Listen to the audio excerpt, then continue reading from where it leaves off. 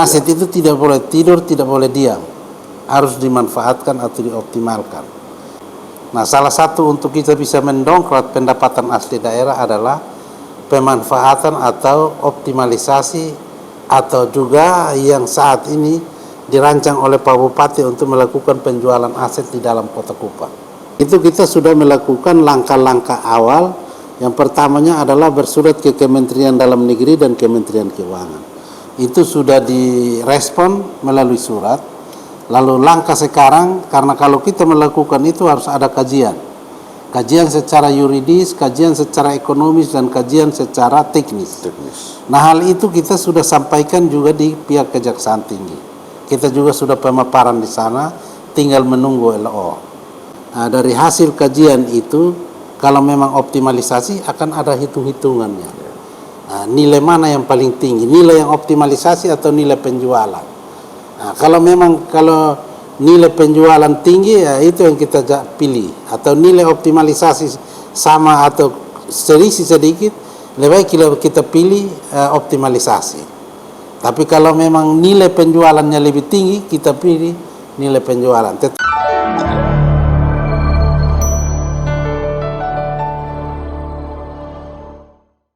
Halo sahabat Pojok Fakta, kembali lagi. Hari ini kita akan membahas topik yang sangat penting, yaitu optimalisasi pendapatan dan pengelolaan aset daerah di Kabupaten Kupang dalam mendukung pembangunan infrastruktur berkualitas. Bersama saya sudah hadir Bapak Kepala Badan Aset dan juga PLT Badan Pendapatan Daerah Kabupaten Kupang. Jumpa lagi Pak. Selamat bertemu. Selamat ya. Ya, ini dengan Pak Oktavianus Tahik. Apa kabar Pak Okto? Sehat. Luar menjelang biasa. masa pensiun. Oh, sebentar lagi beliau sudah pensiun ya. Tapi beliau akan memberikan sesuatu yang berharga bagi Kabupaten Kupang. Pak, kita tahu bahwa infrastruktur menjadi salah satu kunci pembangunan daerah. Namun tentu pembangunan itu butuh pendanaan yang kuat. Bisa Bapak jelaskan bagaimana strategi Kabupaten Kupang dalam meningkatkan pendapatan asli daerah untuk mendukung pembangunan infrastruktur? Baik, terima kasih pemirsa, Bapak moderator atau Bapak Kos terkait dengan peningkatan pendapatan asli daerah. Memang kita lihat sekarang ini dari fiskal nasional saja kita Kabupaten Kupang ada melalui dana transfer, pemotongan dana transfer sekitar 137 miliar lebih. Luar biasa. Itu sangat besar sehingga akan mempengaruhi infrastruktur atau pembangunan di Kabupaten Kupang.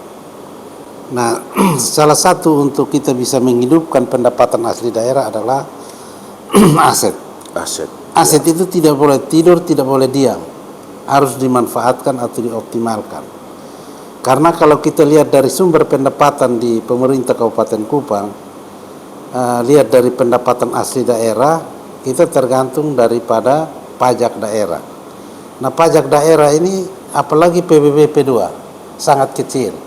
Karena ya masyarakat kita kan pajaknya ada yang 10 juta, ada 10.000, ada yang 5.000. Sangat kecil. Nah, bagaimana kita mau mendapatkan pendapatan untuk bisa membangun infrastruktur dengan dana transfer pemotongan 137 miliar.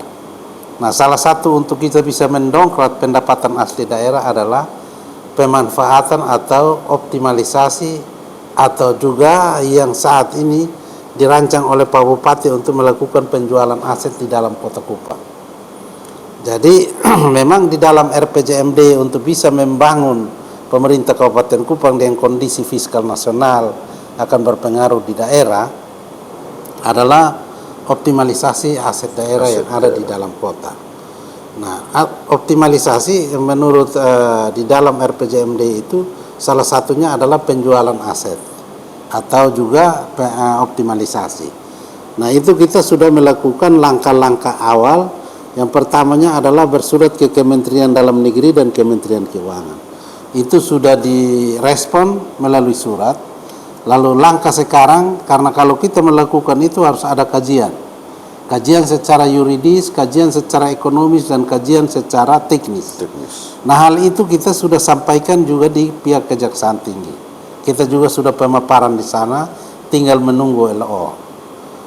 Lalu BPKP juga, BPKP sementara melakukan review, sehingga dari optimalisasi aset atau penjualan atau sewa atau bangun guna serah untuk bisa meningkatkan pendapatan asli daerah untuk bisa membangun ini infrastruktur, kita menunggu itu. Dan kalau menurut saya untuk pengelolaan, artinya daripada aset dalam kotanya tidur, dari hasil kajian itu kalau memang optimalisasi akan ada hitung-hitungannya. Nilai mana yang paling tinggi, nilai yang optimalisasi atau nilai penjualan.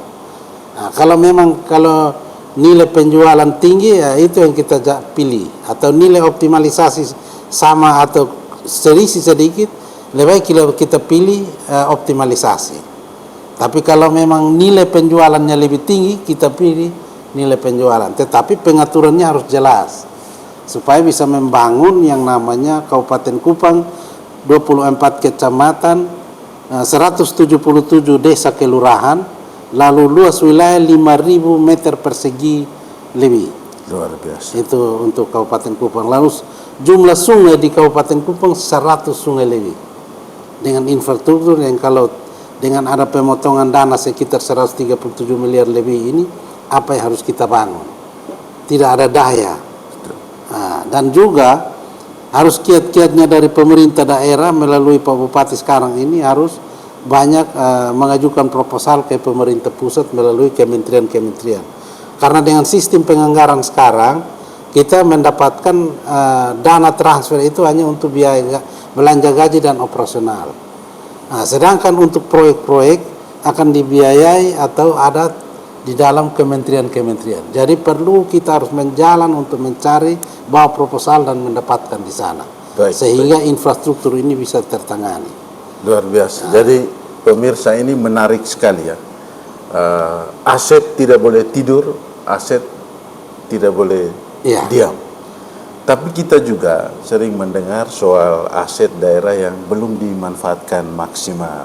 Ya. Nah, bagaimana kondisi pengelolaan aset di Kabupaten Kupang saat ini, Pak? Ya, jadi memang untuk optimalisasi aset ini sangat penting karena di 3 tahun terakhir ini kan selama 15 tahun pemerintah Kabupaten Kupang itu diaudit oleh BPK itu rapor merah atau disclaimer. Jadi kita baru 3 tahun ini 2023, 2024, 2022 baru WTP. Jadi sementara kita melakukan penataan aset karena memang dalam pemeriksaan itu aset itu yang sangat temuannya paling banyak. Nah, kita dalam melakukan penataan ini sehingga aset-aset yang diam atau tidak dimanfaatkan itu yang harus dioptimalkan untuk bisa meningkatkan pendapatan asli daerah. Jadi tidak boleh diam, tidak boleh tidur, apalagi aset-aset yang di dalam kota. Bahkan aset-aset yang di Kabupaten Kupang mulai dari Taru sampai di Kupang Tengah sampai di Takari yang di pinggir jalan ke milik Pemda Kabupaten Kupang yang pihak-pihak yang ingin melakukan atau kerjasama dengan Pemda itu welcome, kami pemerintah Kabupaten Kupang siap. Jadi sudah melakukan pendataan. Sudah melakukan semua pendataan dan bahkan sudah menyiapkan anggaran untuk melakukan penilaian. Jadi penilaian itu oleh penilai independen sehingga bisa melakukan penilaian dan analisa untuk nilai yang sangat artinya keuntungan bagi pemerintah daerah untuk bisa membangun infrastruktur yang ketertinggalan ini.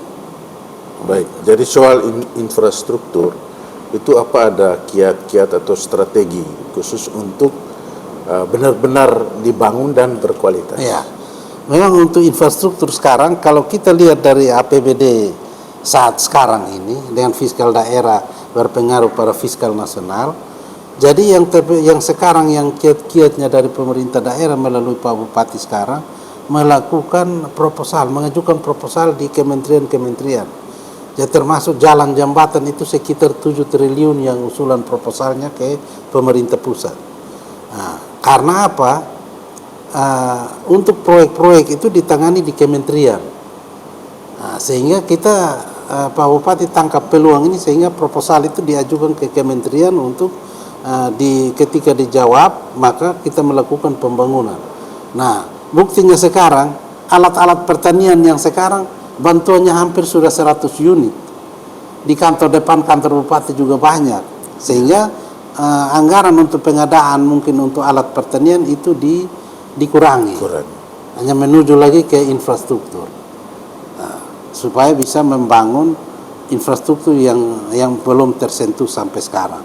Apalagi dengan luas wilayah 5.000 meter persegi lebih, lalu jumlah kecamatan, jumlah kelurahan desa 177 dengan anggaran APBD tiap tahun target 80 miliar juga tidak capai, tidak bisa. Harus lebih inovatif dan lebih kreatif untuk meningkatkan pendapatan. Tetapi tahun pertama, tahun langka ini yang 80 miliar bisa tercapai.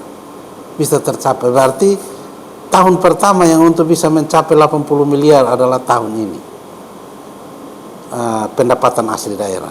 Ini langkah awal, artinya fondasi awal untuk bisa menuju ke 2026 dan 2027 dan seterusnya. Karena juga ada perubahan atau ada revisi perda tentang pajak dan retribusi daerah. Ada potensi-potensi yang belum masuk disuruh untuk kita masukkan. Hasil evaluasi dari Kementerian Keuangan karena melihat fiskal daerah untuk memperkuat fiskal daerah, kita diinstruksikan untuk menambah potensi-potensi yang ada. Nah, kalau dari situ sudah ada, maka pasti dari target 80 dan ke depan target 100 miliar juga bisa lampaui. Bisa dilampaui. Ya. Sehingga pembangunan infrastruktur bisa tertangani. Bahkan kalau dijawab proposal-proposal yang sudah diajukan, berarti dengan sendirinya sudah bisa berjalan. Luar biasa. Ini dengar-dengar Bapak mau pensiun. Ya. Tapi kenapa Bapak masih semangat bekerja untuk Kabupaten Kupang? Ya. Ya, memang kalau untuk pensiun aturannya sudah jelas. Siap. Masa kerja sampai 60 tahun eselon 2, eselon 3 atau staf 58. Dan saya puji Tuhan, saya bisa masuk dengan SMA, tapi karier sampai saya bisa finish dengan eselon 2A, eselon 2B. Luar biasa. Nah, eselon 2B. Dan ini artinya ini baru saya masuk pertama kali juga di Kabupaten Kupang. Dan kita mencintai Kabupaten Kupang. Saya juga anak asli Kabupaten Kupang. Luar biasa. Sehingga walaupun tinggal hitung hari, tetapi saya tetap semangat sampai tuntaskan pekerjaan-pekerjaan. Sehingga dengan sekarang ini saya diberikan 2 jabatan, BPKAD dan PLT Bapenda. Wah. Nah, di BPKAD ini waktu saya masuk pertama kali itu baru WTP 2023. 2023 kita susun laporan keuangan 2022. Waktu itu disclaimer tapi kita WTP. 2024 WTP.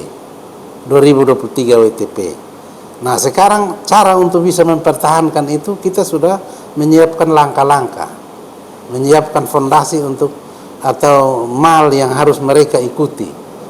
Dengan cara sekarang kan sistem SIPD dan juga sistem EBMD. EBMD itu untuk mengatur penatausahaan manajemen aset daerah. Sehingga nanti ketika dalam penyusunan laporan keuangan akan terintegrasi antara laporan keuangan dan laporan aset menjadi laporan keuangan pemerintah Kabupaten Kupang. Jadi Bapak yakinnya sudah ada fondasi yang Bapak siapkan, sehingga kalau ke depan Kabupaten Kupang tidak memperoleh WTP berarti sangat disayangkan. Ya, jadi memang fondasi ini sudah dibangun dan harapan kami dan memang target untuk laporan keuangan biasa tiap tahun itu terlambat tahun ini paling lambat Januari atau awal Februari sudah harus penyerahan ke BPK untuk dilakukan audit. Ya. Nah, itu sudah pasti karena apa? Sudah ada malnya. Nah, dan kalau memang tidak WTP berarti pegawainya yang tidak benar. Betul. Nah, padahal kan sudah ada mal, tinggal mengikuti saja. Siap. tinggal mengikuti, sehingga tinggal pertahankan sudah WTP. Nah kalau kita WTP berarti kita juga akan ada mendapat insentif dari pemerintah pusat. Ya. Dengan fiskal kita kecil, pendapatan kita kecil, mendapatkan penghargaan dari pemerintah pusat dan melalui fiskal daerah, sehingga bisa membangun infrastruktur yang belum terjangkau. Baik. Nah, lalu di pendapatan, badan pendapatan. Ya. Badan pendapatan juga, kenapa saat ini nanti bisa tembus 80 miliar dari target? Karena kita sekarang sistem jemput bola. Karena ibarat untuk badan orang Bapenda itu, dia harus di lapangan, tidak boleh di belakang meja. Jadi bayangkan, tiap minggu itu bisa 1 miliar. Minggu kemarin saya masuk pertama itu 900 juta lebih. Minggu kedua 500 juta lebih. Minggu kemarin 1 miliar 300 lebih. Nah, jadi dia bervariasi naiknya, tapi dia dari 500 ke atas. Betul. Biasanya itu kan hanya 200, 300, tapi sekarang sudah melonjak.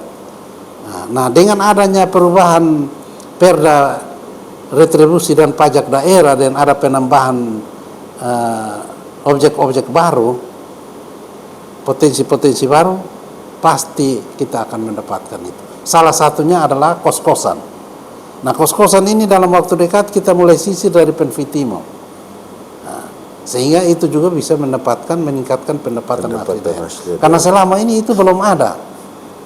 Nah, dengan perubahan perda ini dan ini rekomendasi dari Kementerian Keuangan, maka dalam waktu dekat tinggal 3 bulan ini bisa kita genjot untuk kejar pendapatan dari situ. Dan itu menjadi fondasi untuk saat ini kan ada beberapa eselon yang ada seleksi. Yeah. Termasuk juga BPKD dan Badan Pendapatan. Jadi fondasi itu yang kita sudah siapkan mal itu, pejabat yang baru datang tinggal mengikuti itu, maka dia akan mencapai target yang sudah ditetapkan. Dia tidak boleh kerja lain lagi. Apa yang sudah dicanangkan, sudah dimalkan itu harus diikuti saja itu. Baik, mungkin ada pesan atau harapan? Ya, pesan saya agar siapa saja yang setelah teman-teman yang ikut seleksi untuk apa yang kita sudah canangkan ataupun sudah fondasi sebagai patokan, mengikuti itu. Itu pesan saya dan harapan saya, kerja dengan hati. Pesan saya dan harapan saya, kerja dengan hati, kasih kekompakan, rendah hati, panjang sabar menghadapi semua itu. Maka pasti ada keberhasilan di situ. Baik. Luar biasa, terima kasih banyak Pak Okto Taik. Terima kasih. Semoga fondasi yang sudah disiapkan Pak Okto bisa diteruskan oleh orang-orang yang kemudian akan menggantikan posisi beliau, sehingga pembangunan Kabupaten Kupang akan berjalan lancar dan terutama kesejahteraan masyarakat Kabupaten Kupang bisa tercapai. Ya. Terima kasih, sampai jumpa lagi di Pojok Fakta berikutnya. Terima kasih Pak.